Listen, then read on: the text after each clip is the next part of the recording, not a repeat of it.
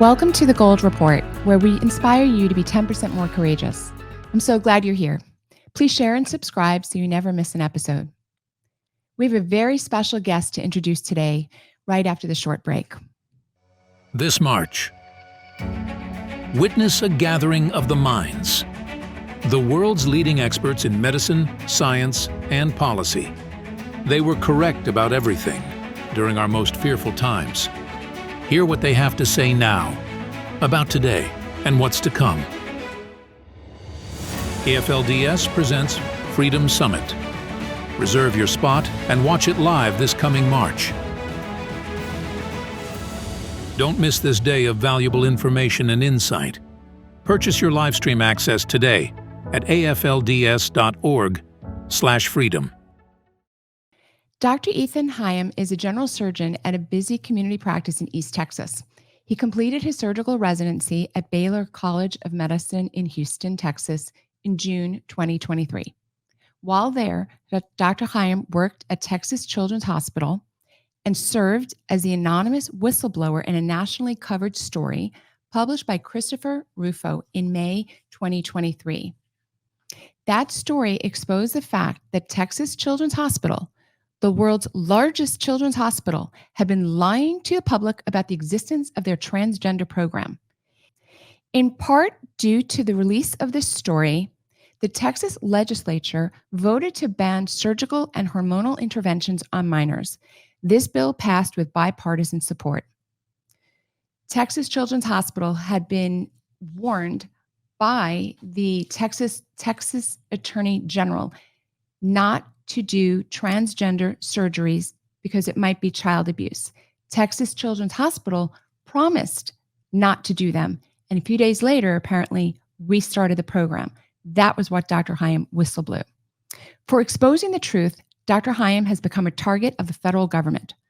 Although no privacy laws were violated, and the conduct at issue was voted to be illegal the very next day, on the day of his graduation from his surgical residency, 2 federal agents from the Department of Health and Human Services showed up at his home and served him with a letter informing him that he is a target of a federal investigation by an activist federal prosecutor.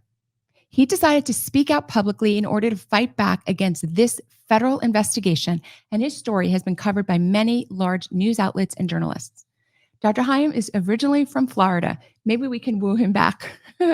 He has a bachelor's degree from the University of South Florida and attended medical school at Florida Atlantic University. We're delighted to have Dr. Haim with us today. So we're just going to jump right into it. I'm going to go out of order just because of the things that you've said. So you were just saying that it is our job as doctors to try to fix things, to try to make things better. It's not just in the operating room, in my case, in the emergency room. So I do think that it's a doctor's obligation to speak out publicly when they see something going on that's wrong. And you are an amazing example of that. One of the reasons I think it's critical is there are some things that require a certain amount of education, experience, and confidence in yourself to even notice. You are clearly not the only medical professional who saw what was going on at Texas Children's Hospital, but it's much harder, I think, for a nurse or a surgical tech to say something than a doctor. Do you feel as though being a doctor gave you added responsibility or added credibility? What are your thoughts on that? You know, I think that especially as a doctor and especially as a surgeon too, you have a responsibility because we see the negative consequences of it, right? Like when you operate on someone, you can feel the tissues, you can see the changes. It's not just something that's theoretical, but something that you put your hands on. And then when you see afterwards, like what potentially these children have to go through after they get started on these drugs at a very young age, or they have these surgeries with all their complications, it's something that is absolutely unfathomable.